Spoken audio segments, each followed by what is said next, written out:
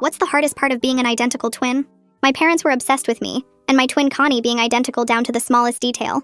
They had this whole philosophy that identical twins were nature's perfect creation, and that any difference between us was a flaw that needed correcting. Even our names were practically the same, Connie and Bonnie. Every single morning started the same way. We'd stand in the bathroom while Mom measured everything. Hair length with a ruler down to the millimeter. Weight on a scale that went to the decimal point. Height against the wall with marks in pencil. She'd measure our waists, our arms, our legs, even the width of our faces with this weird caliper thing. If anything was off by even the tiniest amount, she'd freak out. One time Connie weighed 0.3 pounds more than me after dinner, and Mom made her run on the treadmill for an hour, while I had to eat spoonfuls of peanut butter to catch up. We had to wear the exact same clothes every single day. Same underwear, same socks, same shoes, even though Connie's feet were slightly bigger and her toes were always pinched. We had the same haircut measured with a ruler every week. We weren't allowed to have different interests or hobbies because that might make us develop differently. We both had to take piano even though I was terrible at it and Connie was actually good. We both had to play soccer even though Connie hated running, so that my calves wouldn't look different. The crazy thing was that Connie and I actually got along really well. Deep down we were so different, with practically opposite personalities, but we were still best friends. We worked hard to stay identical so that we wouldn't make life harder for the other one, even though we both really wanted to be our own person. We always talked about how we'd escape once we turned 18, and I'd dye my hair pink, and Connie would never put on a running shoe again. When we hit puberty, things got even worse. We developed at slightly different rates, and Mom would stuff my bras to match Connie and wrap Connie's chest when she got bigger than me. Our faces started changing in tiny ways. Connie's nose got slightly wider and mine stayed narrow.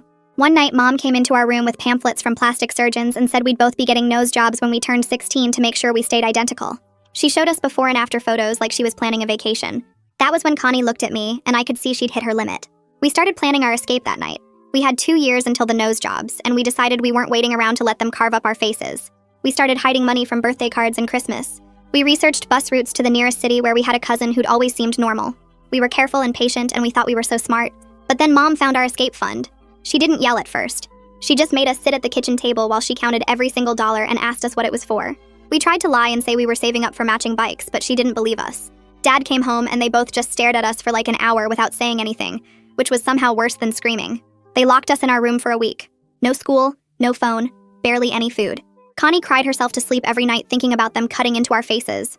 I started having panic attacks. We tried to come up with new escape plans, but they were watching us every second.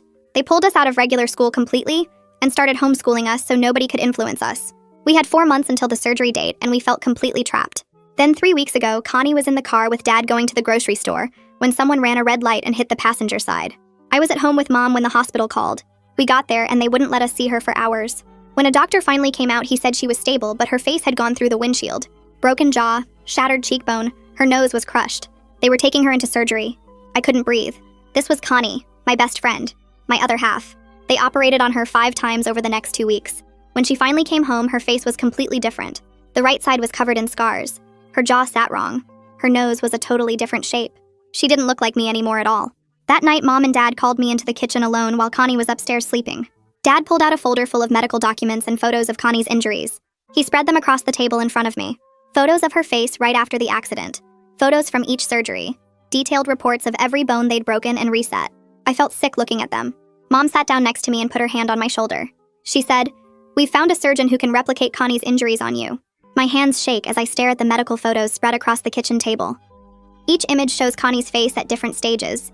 The broken bones, the surgical repairs, the scars forming. Mom and Dad sit there watching me like this is a normal family discussion, like they're asking if I want pizza for dinner instead of proposing they surgically replicate my sister's car accident injuries on my face. I force myself to look at each photo even though my stomach is turning. There's Connie right after the accident with her face covered in blood. There's the x-ray showing her shattered cheekbone. There's a surgical report detailing every bone they broke and reset. I realize they're showing me a blueprint for what they want to do to me. My voice comes out flat and empty when I finally speak. "I need to think about this," I say, which buys me maybe one night before they expect my agreement. Dad closes the folder and Mom squeezes my shoulder like I've done something brave instead of horrifying. That night, I wait until I hear Mom and Dad's bedroom door close and their TV turn on. I slip into Connie's room and she's awake, staring at the ceiling in the dark. I climb into bed next to her and we whisper so quietly I can barely hear her words around her wired jaw. "Not letting them," she slurs, and I squeeze her hand. We make a pact right there that we won't let this happen, that we'll find a way out even if we don't know what that looks like yet. Her hand is cold in mine and I can feel her shaking. She squeezes my hand 3 times, our old signal for, "I love you," and I squeeze back 4 times for, "I love you more." We're both crying silently, tears running down our faces in the dark. I stay there until she falls asleep, then creep back to my room before Mom does her midnight check. The next morning, I watch Connie struggle to eat yogurt through a straw at the kitchen table. Her face is still swollen and bruised, the right side covered in healing scars. She can barely move without help, and every little motion seems to hurt her. Mom stands nearby with Connie's pain medication, completely controlling when she gets relief. I realize Connie is trapped here in a way I'm not yet. She can't run, can't drive, can barely talk clearly enough to call for help. My stomach turns when I understand that any escape plan has to account for her medical needs and how limited her movement is. She catches my eye and I see the same understanding there. We can't just run away like we planned before the accident. Everything is different now. That afternoon, Mom takes Connie to physical therapy and Dad's at work. The house is empty for the first time in days. I dig through the recycling bin in the garage until I find the surgery pamphlet Mom threw away after last night's discussion. My hands are sweating as I smooth it out on the kitchen counter. I pull out my phone and take photos of every page, making sure the surgeon's name and contact info are clear. Then I open the voice recorder app and test it, speaking quietly to make sure it actually works and saves the file. My heart pounds the whole time. I keep glancing at the driveway, terrified I'll see Mom's car pulling in. I manage to hide the pamphlet back in the recycling and delete the test recording before I hear the garage door opening. I'm sitting at the table doing math homework when they come in, acting like nothing happened. At breakfast the next day, Mom launches into her philosophy speech again, but this time she's reframed the whole thing. She talks about twin studies and psychological bonds and how Connie's trauma is my trauma. She says we need to share this experience to stay connected, that it's not about looking identical anymore, but about emotional healing. Dad nods along and adds that insurance might even cover it as reconstructive surgery for psychological distress. He says they've been researching it and there's precedent for twins undergoing matching procedures for mental health reasons. I feel sick realizing they've been working on how to justify this, finding ways to make it sound medical instead of crazy. Mom reaches across the table and takes my hand. "This is about keeping you and Connie whole," she says, like breaking my face would somehow fix what's broken. I decide to test the boundaries that evening by asking what would happen if I said no. I try to make it sound hypothetical and curious rather than defiant. But theoretically, what if I didn't want to do it? I ask. Mom's face goes cold immediately. She sets down her fork and looks at me with this hard expression I've seen before. She says that's not really a choice because I'm a minor and they're my parents and they know what's best for our mental health. Dad adds that refusing would be abandoning Connie when she needs me most, that I'd be choosing my vanity over my sister's healing. I watch that small hope I'd been holding on to just shrivel up and die. They're not asking my permission. They never were. The next morning, I'm helping Connie with her medication schedule, reading the labels and organizing pills into her daily container. Mom's in the shower and I can hear the water running. Dad's still at work. I notice there's this 20-minute window every single day when Mom showers and Dad hasn't come home yet. It's not much, but it's something. A small crack in their constant surveillance. I file this information away carefully. I catch Connie's eye and see that she noticed too. The way I'm moving slower and being more deliberate. She gives me the tiniest nod. We don't say anything, but we both understand this might be our only chance to make phone calls or hide things or do anything without being watched. I remember that Mom's sister Audrey lives in the city about 2 hours away. We haven't seen her in years because Mom said she was a bad influence, that she didn't understand the twin bond and tried to treat us like separate people. I find an old address book in the junk drawer while I'm supposedly looking for stamps. My hands are sweating as I copy down Audrey's phone number and address into my phone. I have to be fast because Mom could come looking for me any second. The fact that Mom cut her off makes me think maybe Audrey would actually help us. Maybe she'd see how twisted this has gotten. I slip the address book back exactly where I found it and close the drawer quietly. That night, I'm lying in bed when I notice my phone screen light up even though I didn't touch it. I check the timestamp on my Instagram and see active 2 minutes ago, even though I haven't opened it in hours. I realize Mom and Dad have been checking my phone, my social media, even my email. Over the next hour, I watch the pattern, seeing when the last active timestamps change. They check everything at night after we go to bed and again in the morning before we used to leave for school. I start planning around their surveillance schedule in my head. I need to be smarter than just deleting things. I need to hide information where they won't think to look. Use the draft folder instead of sent messages.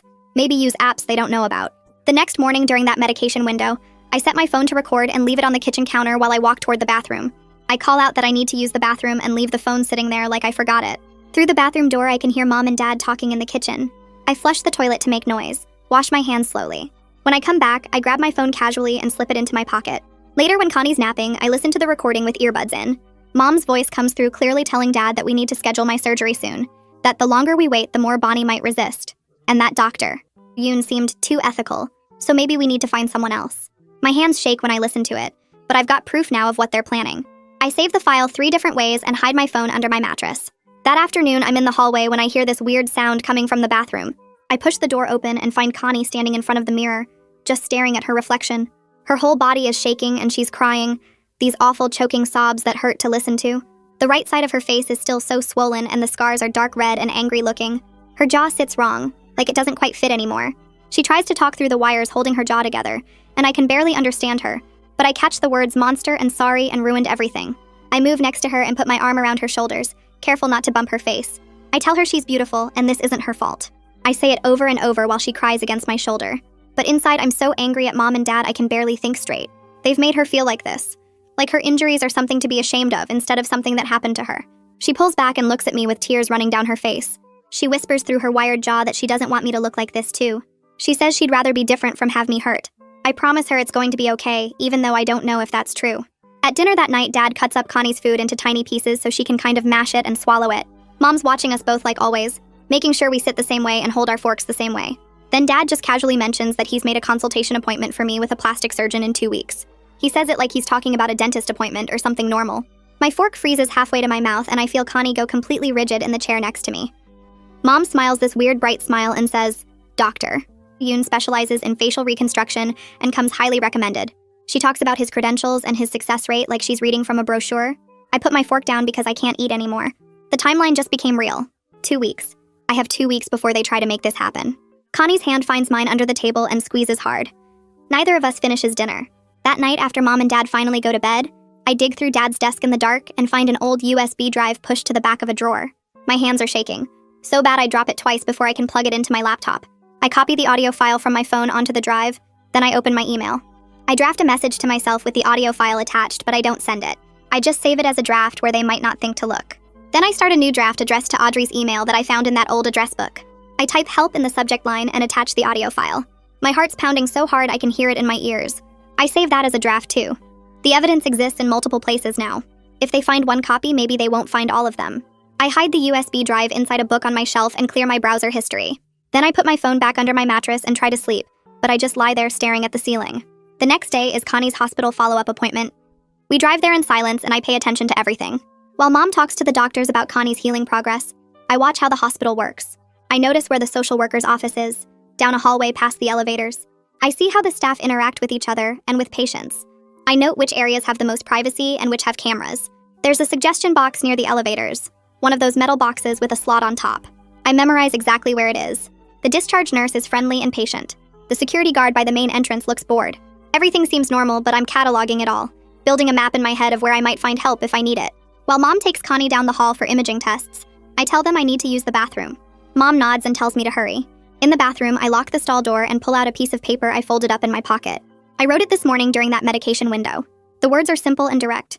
I'm 15 years old and my parents want to do surgery on me that I don't want. They say I don't have a choice. Please help. My hands shake so bad I can barely fold the paper back up. I leave the bathroom and walk past the elevators like I'm heading back to the waiting room. Then I stop and look around. Nobody's watching. I slip the folded note through the slot in the suggestion box and keep walking. My heart's racing and my hands are sweating, but it's done. The note is in there. Someone will read it. Maybe nobody will care, or maybe they'll think it's a joke, but at least I tried. That evening back at home, Mom catches me looking at the hospital bulletin board too long. She asks what I was doing. I scramble for an answer and tell her I was reading about volunteer opportunities. It's a stupid lie and her eyes narrow like she doesn't believe me. She doesn't say anything else, but I can tell she's suspicious. At dinner, Dad announces a new rule. I'm not allowed to wander off during Connie's appointments anymore.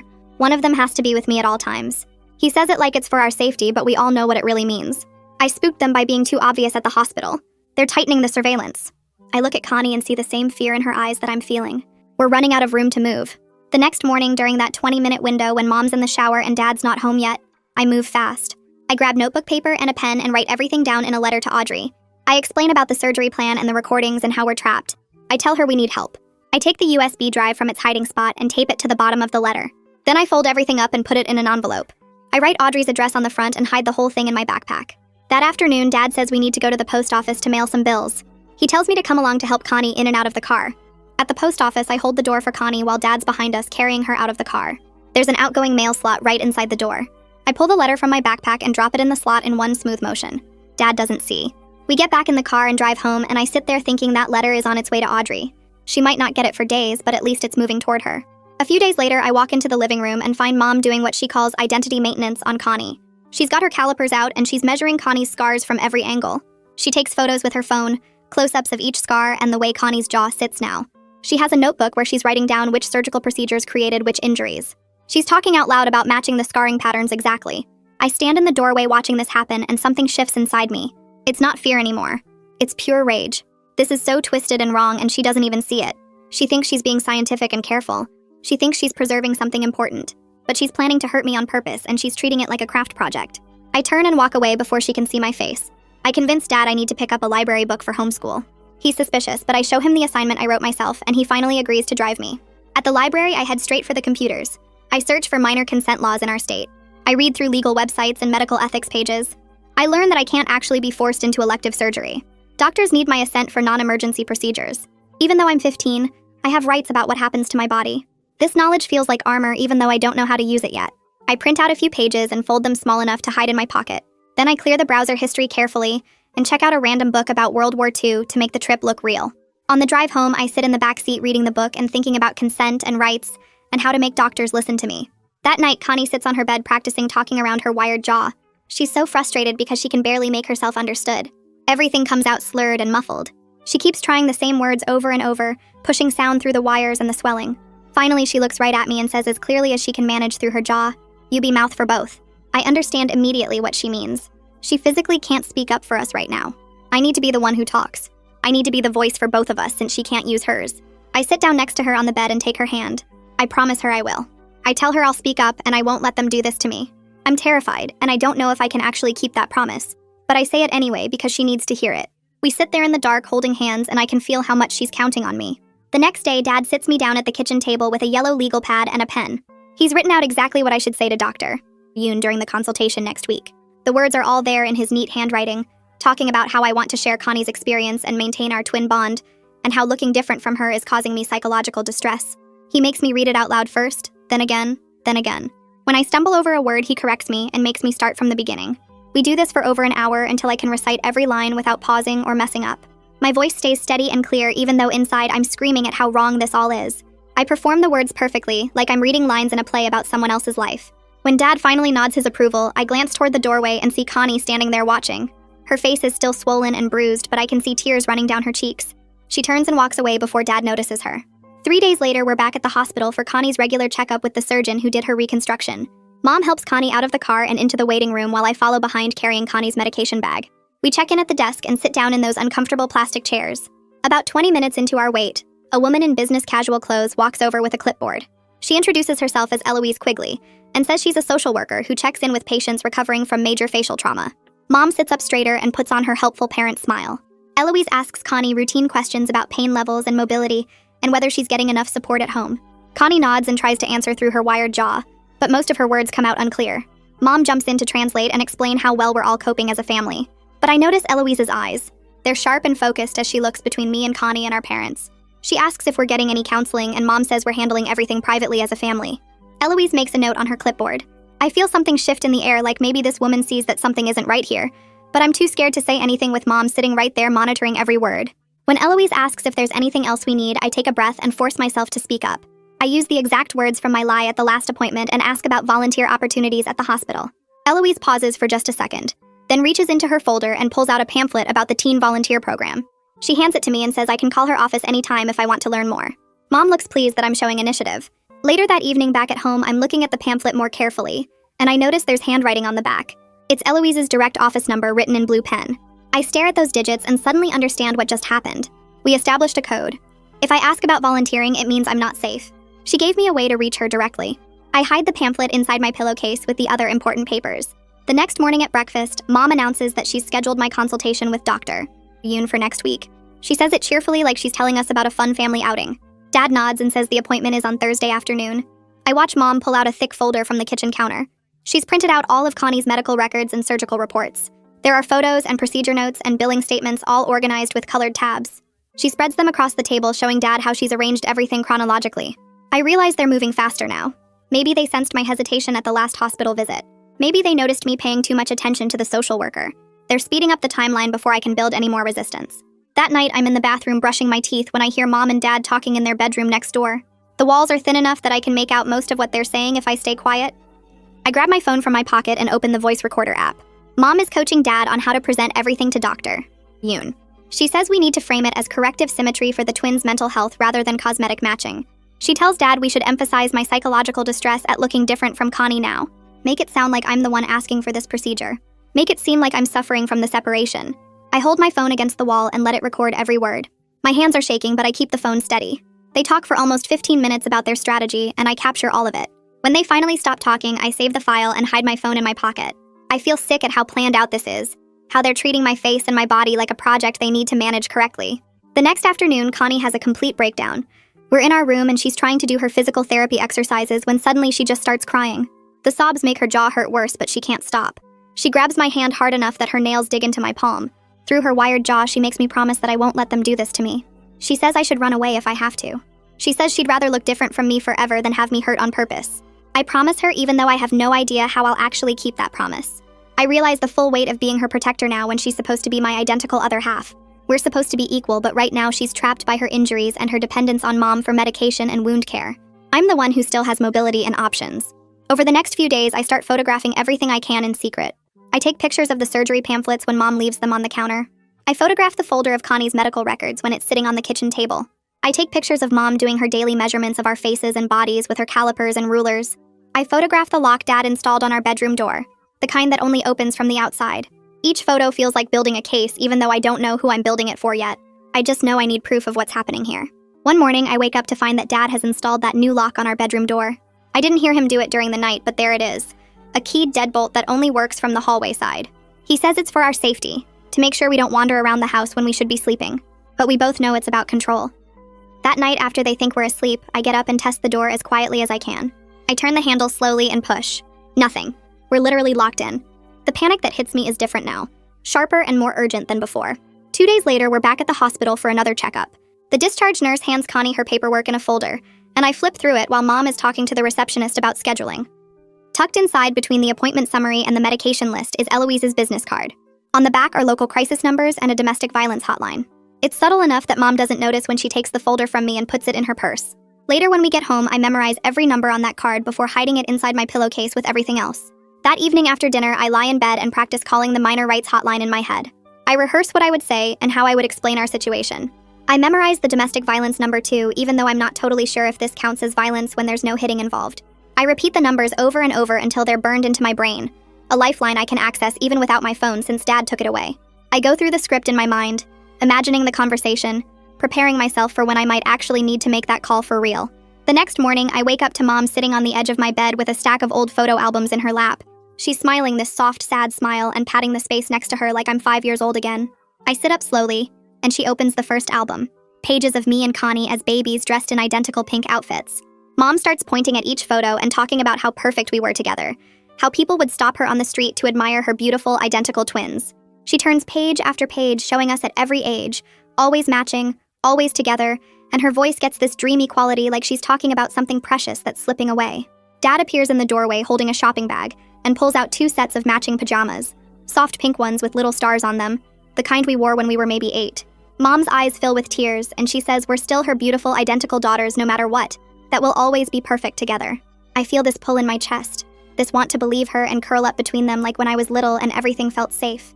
But then I look over at Connie sitting on her bed watching this whole scene, her face still swollen and scarred, and I remember what they want to do to me. I force myself to think the word manipulation over and over in my head like a shield against the warm, fuzzy feeling Mom's trying to create. They can love us and still hurt us, I remind myself. Those things aren't opposites in their minds. After breakfast, I lock myself in the bathroom and stand in front of the mirror practicing what I need to say. I start quiet, barely a whisper, forcing the words out. I do not consent. My voice shakes on the word consent like my mouth doesn't want to form it. I try again, louder this time, watching my reflection. I do not consent to any surgery. The words feel foreign and formal, not like something a 15-year-old would say. But that's what I found in my research, so that's what I practice. I try different tones, testing which one sounds most firm. I do not consent, calm and flat like I'm stating a fact. I do not consent, loud enough that I worry someone might hear through the door. I do not consent, quiet but steady like I mean every word. I must practice for 20 minutes, saying it over and over until the words stop making my throat tight. When I finally open the bathroom door, Connie's standing in the hallway. She can't talk much around her wired jaw, but she nods at me. This small movement that says she approves, that I'm doing the right thing. The words feel like some kind of spell I'm learning to cast. Like if I say them enough times, they'll have actual power when I need them to. Over the next few days, I check the mail every single time I hear the mailman's truck. I watch out the window until he drives away. Then I'm at the mailbox before Mom can get there first. I'm scared my letter to Audrey bounced back, that the address was wrong or she moved and Mom will find it and know what I did. Each day that passes without it showing up feels like maybe it's safe, Maybe it actually got to Audrey, but I have no way to know for sure. The not knowing eats at me in this constant low-level way, like I'm waiting for bad news that might never come. But at least there's a chance now. A possibility that someone outside this house knows what's happening to us. On Thursday, we have to take Connie to her physical therapy appointment at the clinic. The therapist is this woman in her 30s with kind eyes who works with Connie on jaw exercises and facial movements. She starts asking questions while she's helping Connie, casual stuff about how we're doing at home and if we're getting enough rest. Mom jumps in immediately, answering before either of us can speak, talking about how supportive the family is and how we're all helping Connie heal together. The therapist nods and smiles but keeps directing questions at us, asking Connie if she's feeling okay emotionally, and asking me how I'm handling the changes. Mom keeps intercepting, spinning everything to sound normal and loving and like we're this perfect family unit dealing with trauma together. I catch the therapist's eye for just a second, and I see something there. This flash of recognition like she knows something's off. But Mom's right there the whole time, never leaving us alone for even a minute, and I watch the therapist's face shift into professional neutrality. She can't do anything with our parents hovering and monitoring every word. I want to scream at her that we need help, that this isn't normal, but my voice won't work with Mom staring at me. It's this special kind of frustration, having an adult right there who notices something's wrong but can't actually help us. The morning of the consultation with Dr. Yoon, I barely sleep at all. I'm running on pure adrenaline and fear by the time we get in the car. During the drive, I force myself to pay attention to everything, memorizing the route like I might need to know it later. I count the turns, noting which streets have businesses and which are just houses. I watch for bus stops and payphones, anything that might be useful if I needed to run. At Dr. Yoon's office, I scan the waiting room immediately, looking for exits and bathrooms and anywhere I could go if things went bad. The receptionist sits behind a desk filing her nails, looking bored and normal, and I wonder if she has any idea what kind of appointments happen here. Mom checks us in, and we sit in hard plastic chairs, and I keep my hands folded in my lap so nobody can see them shaking. A nurse calls us back after maybe 10 minutes and leads us to a consultation room with a big desk and chairs. Dr. Yoon comes in a few minutes later carrying a folder, and he shakes everyone's hands and sits down across from us. He's probably 50 with gray hair and glasses, professional looking in a white coat. Mom and Dad launch into their whole prepared speech about twin symmetry and psychological bonds, talking over each other in their rush to explain. Dad pulls out all of Connie's surgical records and spreads them on the desk, showing Dr. Yoon the before and after photos of her injuries. Mom talks about how connected we've always been, how we've never been apart, how my distress at looking different from Connie now is causing me depression and anxiety. They make it sound so reasonable, like they're just concerned parents trying to help their daughter's mental health. They talk about our psychological bond and how important it is for twins to maintain their connection. Dr. Yoon listens carefully and takes notes, his face completely neutral and professional. He asks questions about Connie's recovery and looks at all the medical records. I can't tell what he's thinking at all, if he believes them or if he sees through it. My heart's pounding so hard I can feel it in my throat. Finally, Dr. Yoon closes the folder and turns to look directly at me. He asks what I want, his voice calm and even. The room goes quiet, and I feel Mom and Dad both staring at me, waiting for me to say my rehearsed lines about wanting to share Connie's experience. I take a breath and force myself to speak clearly, even though my voice wants to shake. I say exactly what I practiced in the bathroom mirror. I do not consent to any surgery. I am 15 years old, and I am being coerced by my parents to have procedures I don't want. The words come out steady and firm, and I watch Mom's face turn white and then red. The silence that follows feels like it lasts forever. Dr. Yoon nods slowly and closes the folder in front of him. He says he cannot and will not perform any procedures without my clear consent, that medical ethics and state law require patient agreement, especially for minors in non-emergency situations. His voice is firm when he says this, looking at my parents instead of me. He suggests we meet with a family therapist and a social worker before any surgical decisions are made. Mom starts arguing immediately, saying I'm just confused and scared, that I don't understand what's best for my mental health. But Dr. Yoon doesn't budge, repeating that he won't operate without my consent, and that's final. I feel this huge rush of relief crash through me, but it's mixed with pure terror about what's going to happen when we get home. In the car on the way back, Mom and Dad don't say anything at first. They just sit in this cold silence that feels worse than yelling. The quiet stretches on and on until we pull into our driveway. Then the second we're inside the house, they explode. Mom starts shouting about how I betrayed Connie, how I abandoned our twin bond, how selfish I'm being. Dad says I'm making Connie feel worse about her injuries by refusing to share them with her, that I'm choosing to make her feel like a monster. The guilt hits me like something physical, this weight crushing down on my chest. But I look over at Connie standing in the hallway and she's shaking her head no, telling me without words that I did the right thing. Her eyes are saying don't listen to them, and I hold on to that even as Mom keeps yelling. That night, after they finally stop and leave us alone in our room, I pull out all my printed transcripts of the recordings I've made. I've been keeping them hidden in my pillowcase, but now I need better spots, places they won't think to look. I take the first copy and slide it inside a random book on my shelf, an old textbook they'll never open. I tape the second copy under my desk drawer, flat against the wood where you can't see it unless you pull the drawer all the way out. The third copy goes into the lining of my winter coat hanging in the closet, tucked into a small tear in the fabric. I'm methodical and calm about it, moving past the fear into something that feels more like determined survival. Each hidden copy feels like insurance against being silenced, proof that exists even if they take my phone or lock me up again. The next evening, I have maybe 15 minutes before they take my phone for the night, so I check my email fast while pretending to do homework. There's a message from an account I don't recognize, just a random string of letters and numbers. I open it and my heart starts pounding when I see it's from Audrey. The message is short and says she got my letter and she believes me and she can drive down this weekend. At the bottom it says delete this email in all caps. I delete it from my inbox and then go to trash and delete it again, making sure it's completely gone. Then I just lie there in bed staring at the ceiling while Connie sleeps next to me, and for the first time in weeks I feel like maybe we actually have a chance. Like maybe someone's coming to help us. 2 days later, we're sitting at breakfast and Dad puts down his coffee mug and announces they've found another surgeon who can see us next week. He says the doctor runs a private clinic out of state and accepts cash payment only. Mom smiles and adds that he's very discreet, and understanding of unique family situations, and the way she says it makes my skin crawl.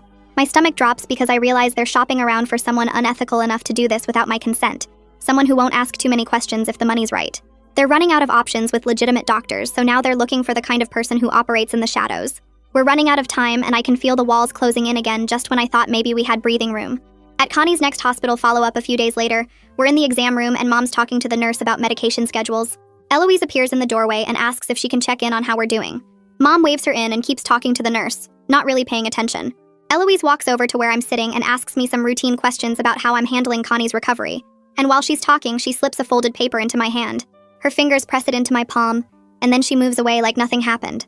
I tuck it into my sock immediately, feeling the paper crinkle against my ankle. Later, when I'm in the bathroom at home, I pull it out and unfold it carefully. It's a safety plan worksheet with questions about safe adults I can contact, possible escape routes from my house, emergency numbers to call. There are sections for listing people who might help, and places I could go if I needed to leave quickly. I fill it out sitting on the closed toilet lid, writing tiny so I can fit everything in. My answers paint this picture of just how trapped we are, how few options we have, how the locks on our door mean we can't even get out of our room at night. When I'm done, I fold it back up and hide it inside my pillowcase with the flip phone. That night, I wait until I hear Mom and Dad's bedroom door close and their TV turn on. Then I grab the flip phone and lock myself in the bathroom with the shower running to cover any sound. I dial the calling card number Audrey included in her email, then punch in her number. She answers on the second ring and her voice is quiet. We talk fast and quiet, establishing a code word in case I need help immediately. If I text her the word matching from any number, she'll call 911 and come straight here no matter what. She tells me she's already talked to a lawyer friend about custody options and emergency placements, that she's been researching what it would take to get us out. I flush the toilet to cover my voice when I tell her about the out-of-state surgeon and the cash payment. She says she's taking this seriously and she's ready to act when we need her. When I hang up, I feel steadier, like there's actually a plan forming instead of just desperate hope. The next morning at breakfast, Dad tells me to hand over my phone. He says my attitude lately means I've lost phone privileges until I can be more cooperative. I give it to him without arguing because I'd already moved everything important off it and hidden the old flip phone where they won't find it. I keep it in my pillowcase at night and move it to my sock during the day. Watching Dad take my phone and thinking he's won something feels like a small victory because they don't know about every backup plan I've built. That afternoon, Connie's pain spikes badly, and she's crying because her jaw hurts so much even with the medication. Mom rushes in and gives her extra pain pills and sits with her, stroking her hair. Then she looks at me and starts in about how I'm making everything worse by refusing the surgery. She says I owe Connie my face, that sharing this would help Connie heal emotionally from the trauma. She says twins are supposed to share everything, and by refusing, I'm abandoning Connie when she needs me most. The guilt crashes over me in these huge waves, and I feel it pulling me under, making me want to give in just to stop feeling so terrible. But then something else cuts through it. This sharp anger that feels cleaner than the guilt. Consent isn't something you can owe someone, not even your twin sister. Mom's manipulation is so clear to me now, the way she's weaponizing Connie's pain to control me. I look at Connie and she's shaking her head slightly, telling me not to listen, and I hold on to that instead of the guilt. At the next clinic visit a few days later, I wait until Mom's distracted talking to the receptionist about scheduling. Then I walk up to a nurse and ask about volunteer opportunities, using our code words carefully. She doesn't react much but nods and tells me to follow her.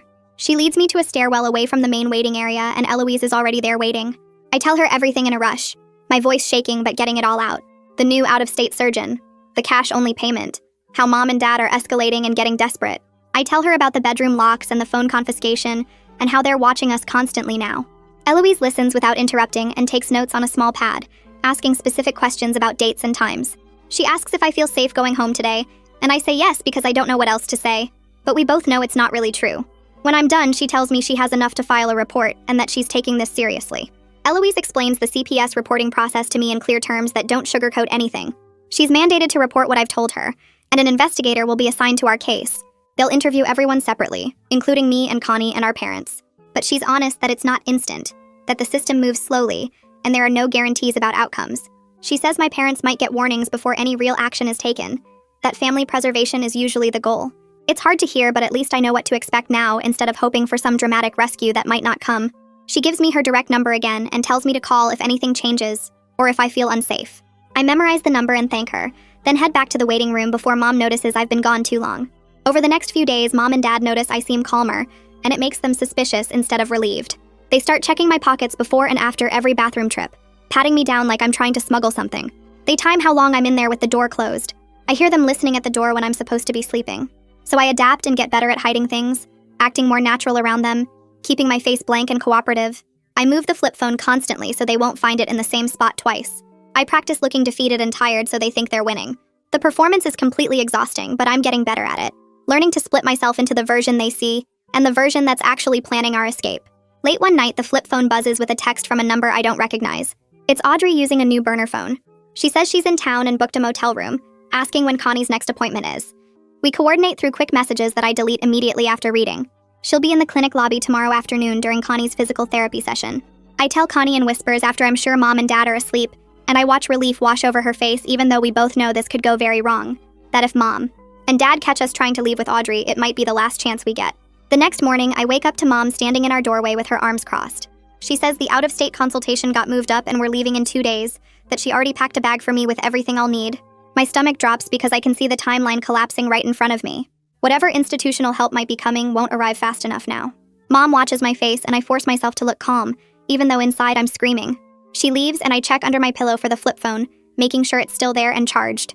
Connie catches my eye from her bed and I can see she knows what this means too. We're out of time for slow processes and careful documentation. Everything has to happen today at her appointment, or it won't happen at all. At the clinic that afternoon, I wait until Mom's focused on Connie's check and paperwork. Then I walk up to the nurse's station and ask about volunteer opportunities. The nurse's eyes flicker with recognition, and she nods, disappearing down the hallway. Within 2 minutes, Eloise appears and gestures for me to follow her to a quiet corner. I tell her about the out-of-state trip in 2 days, how it's a cash-only clinic, how Mom already packed my bag. Eloise's expression stays professional, but I see something shift behind her eyes. She tells me to wait right here and walks away quickly. I stand there counting my heartbeats and watching Mom across the waiting room. 5 minutes later, Eloise comes back with a man in a gray suit carrying a leather folder. He introduces himself as James Strickland from CPS and asks if I'm willing to talk to him privately. I nod and follow them both down a hallway to a small office with a desk and 3 chairs. James sits across from me and pulls out a notepad. He explains that Eloise filed a report based on our previous conversation, and he's been assigned to investigate. He asks if I have any evidence to support what I told Eloise. I pull out my phone with shaking hands and show him everything. The audio recordings of Mom and Dad planning how to manipulate doctors. The photos of Connie's medical files spread across our kitchen table. The screenshots of text messages about finding surgeons who won't ask too many questions. The pictures of the lock on our bedroom door that only opens from outside. James listens to each recording with headphones, his face completely neutral. He takes notes in neat handwriting and asks me to email him copies of everything. His questions are specific and detailed. When did the coercion start? What exact words did my parents use? Have they made any direct threats? Do I feel physically safe at home right now? I answer everything as honestly as I can, my voice somehow staying steady even though my hands won't stop shaking. He asks about the out-of-state clinic and I tell him everything I know, which isn't much except that Mom said they accept cash and are very discreet. James writes it all down with this focused intensity that makes me feel like maybe someone's finally taking this seriously, like maybe this isn't just another adult who's going to tell me I'm overreacting. James closes his notepad and explains what happens next. He needs to interview Connie separately to get her statement. Then he has to speak with my parents to hear their side. He's gathered enough for an emergency investigation, but he needs what he calls corroborating statements from multiple sources. He asks more questions about our living situation, and I tell him about the surveillance, how they check my phone every night, how they time my bathroom trips, how we're locked in our bedroom. I describe the surgery plans in detail, explaining how they want to replicate each of Connie's injuries on my face. He asks if I've ever consented to any of this, and I say no, never, not once. James writes everything down in his careful handwriting, and I watch the pages fill up with our story, with proof that this is really happening. When he asks if there's anything else I should tell him, I mention Audrey and how she's willing to take us in if we need somewhere safe to go. He writes down her contact information and tells me that's very helpful to know. The interviews are taking way longer than a normal appointment should, and I can hear Mom's voice getting louder in the waiting room. She's demanding to know what's taking so long, asking why we need so much time for a routine follow-up. A nurse tries to calm her down, but Mom's not having it. Through the door, I hear her say this is ridiculous, that she's Connie's mother and she has a right to know what's happening. James glances at the door but doesn't seem worried. He thanks me for my time and asks me to wait in the office while he interviews Connie. I sit there alone for a few minutes, my heart pounding so hard I can feel it in my throat. Finally, James comes back with Eloise and they lead me out to the waiting area. Mom immediately stands up and starts asking what took so long, why they kept me away from her for over an hour. The clinic receptionist is watching nervously, and I see a security guard standing near the desk. Eloise quietly suggests I stay near the security area, while James talks to Connie and I do exactly what she says. James takes Connie into the same office and closes the door. I can't hear what's happening, but I can see Mom pacing back and forth, her face getting redder. Dad shows up 20 minutes into the interview, having left work early when Mom called him. They're both standing near the office door now, their body language tense and angry. Inside that room, Connie can barely talk around her wired jaw, but she's got a notepad and pen. Later, James tells me what she wrote in shaky letters that took her forever to form. They won't let us be different. That's all she managed to write at first, her hand cramping from the effort. But then James asked her specific questions, and she wrote yes or no answers. Do you want this surgery for yourself? Number. Do you want your sister to have surgery? Number. Are you afraid of your parents? Yes. James takes photos of her face from multiple angles, documenting every scar and the way her jaw sits wrong. He asks to see our bedroom, and Connie draws him a map showing the lock on the outside. She writes down that we're not allowed to have different interests, or wear different clothes, or be apart from each other. James gets copies of all her medical records from the clinic, the full documentation of every surgery she's had since the accident. When they finally come out of the office, Connie's crying, but there's something like relief in her eyes too. Like she's finally been able to tell someone the truth without Mom standing right there controlling the narrative. The drive home is completely silent except for Mom and Dad's tense questions. What did we tell the social worker? Why did it take so long? What were they asking about? I give vague answers about routine follow-up questions and Connie's recovery progress. Dad's hands are tight on the steering wheel, and Mom keeps turning around to stare at us from the front seat.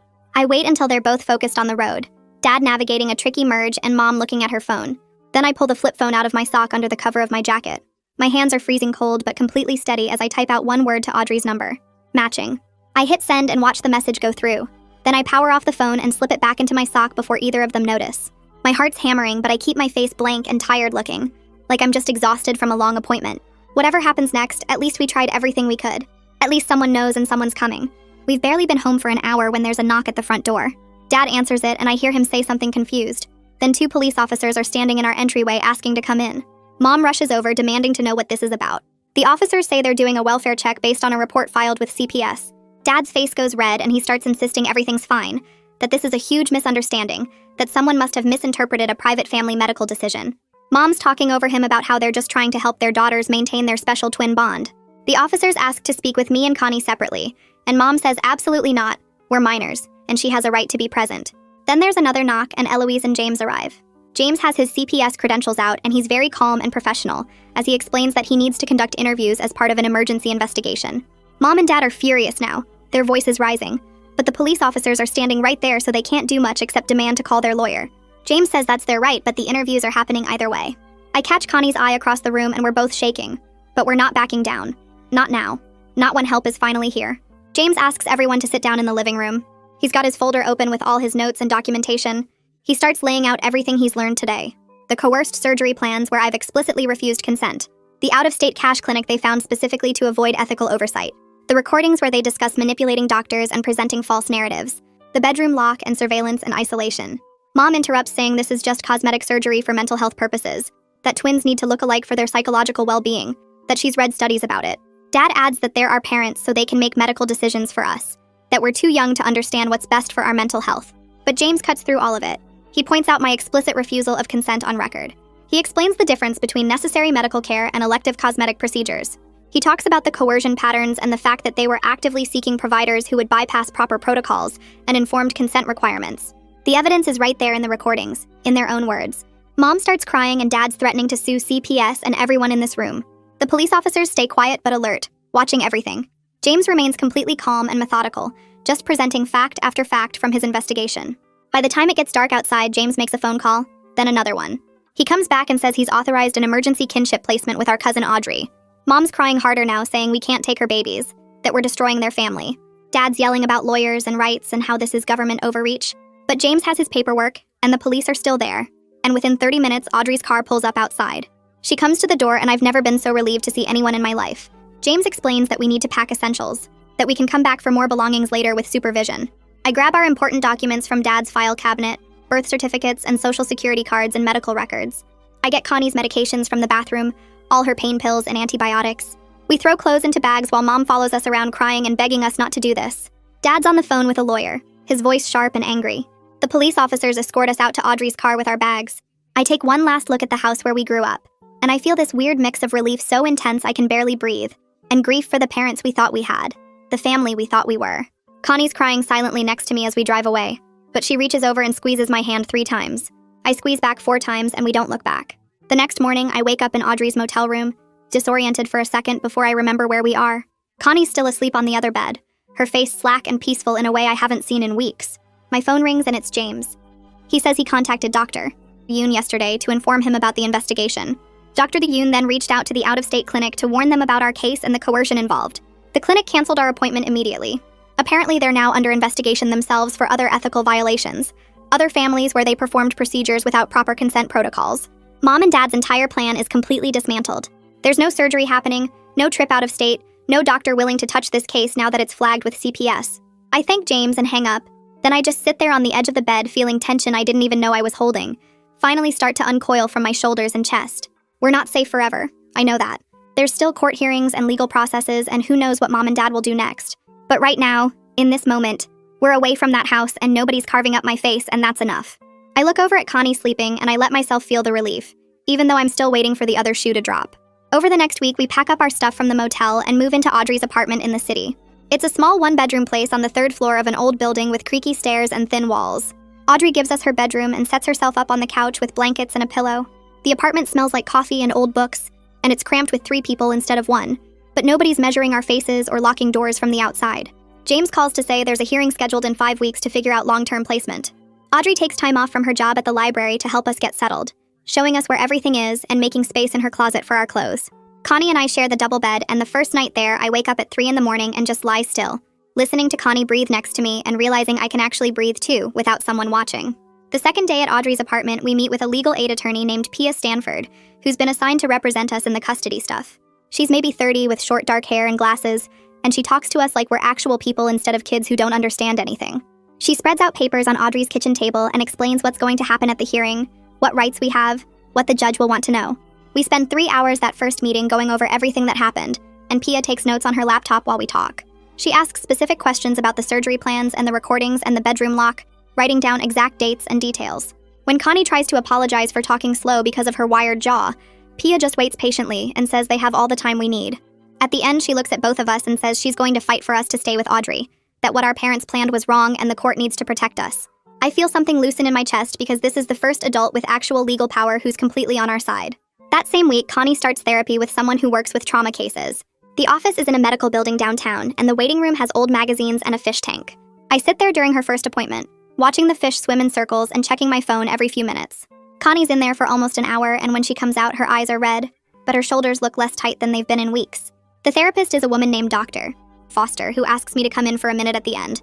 She explains that she's going to work with Connie on trauma from the accident and the surgery plans, but also on identity separate from being a twin. She says she wants to see me too, but separately. Different appointment times, because we need to be treated as individuals with our own needs, instead of as one unit that has to match. It's such a simple thing, but it hits me hard because nobody's ever approached us that way before. On Thursday, Mom and Dad get their one supervised phone call for the week, and James sets it up through his office with him listening on the line. They're so calm and reasonable that it's weird. Nothing like the people who locked us in our room and planned to have my face carved up. Dad's voice is steady when he says they were just trying to protect the twin bond, that they didn't realize we felt trapped or scared. Mom cries and says she loves us, that everything she did was because she wanted us to be close forever. I feel the old guilt starting to creep up my throat, that familiar feeling that maybe we're the ones who messed everything up. But then Connie reaches over and squeezes my hand 3 times, and I remember that love doesn't justify planning to surgically hurt your kid without their consent. The call ends after 15 minutes and Audrey makes us hot chocolate and doesn't ask what they said. The next week, the school district does an assessment to figure out where we are after being homeschooled for 4 months. We sit in an office with a counselor who has us do some tests and asks questions about what subjects we liked and what we want to study. When she asks about elective classes, I say, I want to try art, something I've never been allowed to do because Mom said it might make my hands develop differently than Connie's. Connie says she wants drama class and her voice is quiet but clear even through the wired jaw. The counselor just writes it down like it's completely normal for twins to have different interests, like we're not asking for something impossible. It's such a small thing, but it feels huge. This idea that nobody's going to force us to take identical schedules or do the same activities. We can just be two different people who happen to look similar. One Saturday afternoon, I'm standing at Audrey's bathroom sink with a box of pink hair dye we picked up at the drugstore on the corner. My hands shake a little as I separate out a small section of hair near my face, maybe an inch wide. It's not dramatic or anything, just one streak. But it's mine and it's different, and I'm choosing it on purpose. I follow the instructions on the box, mixing the dye and applying it carefully, and the chemical smell fills the small bathroom. Connie watches from the doorway, leaning against the frame, and when I look at her in the mirror, she's smiling. Not the sad smile from before the accident, not the scared smile from the hospital, but a real smile that reaches her eyes. I rinse out the dye and dry the streak, and it's this bright pink against my brown hair, visible and obvious, and completely different from Connie's appearance. She reaches out and touches it gently, and I realize she's actually happy to see me look different from her for the first time in our lives. The day before the hearing, Pia comes over to Audrey's apartment, and we sit at the kitchen table going over what's probably going to happen. She's honest about the fact that this won't be a clean break, that family court tries to keep parents involved when possible. She explains the likely outcomes: temporary custody orders, required counseling for mom and dad, supervised visits, ongoing CPS monitoring. She shows us example court orders and explains what each section means, what protections we can ask for. I appreciate that she's not promising us we'll never have to see our parents again, even though part of me wants someone to guarantee that. Connie writes questions on a notepad because talking is still hard, and Pia answers each one carefully. By the end of the meeting, I feel prepared instead of just scared, like I know what to expect, even if it's not perfect. The hearing happens on a cold morning 5 weeks after we left home. The courthouse is this big stone building downtown with metal detectors at the entrance and security guards everywhere. We meet Pia in the lobby, and she walks us through what's going to happen, who's going to testify, what the judge will ask. The courtroom is smaller than I expected, with wooden benches and fluorescent lights. Mom and Dad are already there with their lawyer, and Mom starts crying when she sees us, reaching out like she wants to hug us. The bailiff makes everyone sit down and the judge comes in, an older woman with gray hair and glasses who looks tired. James testifies first about his investigation and what he found, showing the judge copies of the recordings and photos. Eloise talks about her concerns from the hospital visits. Dr. Yoon explains why he refused to do the surgery and how our parents were looking for less ethical providers. Pia presents our statements that we wrote together, reading parts out loud. The judge asks us questions directly, and I answer as clearly as I can, explaining that we don't want surgery and we don't feel safe going back home. Connie writes her answers, and the judge reads them carefully. Mom and Dad's lawyer tries to make it sound like they were just concerned parents making medical decisions, but the judge cuts him off and says coercing a minor into unwanted surgery isn't a medical decision. After 2 hours of testimony, the judge makes her ruling.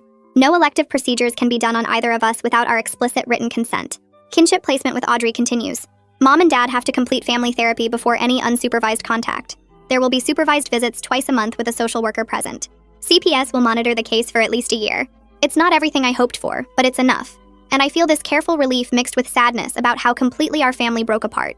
That evening back at Audrey's apartment, Connie falls asleep on the couch, exhausted from the long day at court. I sit at the kitchen table with a notebook and start making lists, because that's what helps me feel in control. School supply needs for when we start next week. Therapy appointment times for both of us. A meal plan where we each pick different dinners on purpose just because we can. Audrey's at work and the apartment is quiet except for Connie's soft breathing and the hum of the refrigerator. I write down everything we need to do and everything we want to try, till I realize I'm planning a future, instead of just surviving today. We're not okay yet and maybe won't be for a long time, but we're safe and we're separate people now, and that feels like the beginning of something real. That's my take, but come on. I know you've got opinions. Drop them in the comments. I'm ready for it. I read through everything, so tell me what you'd do differently.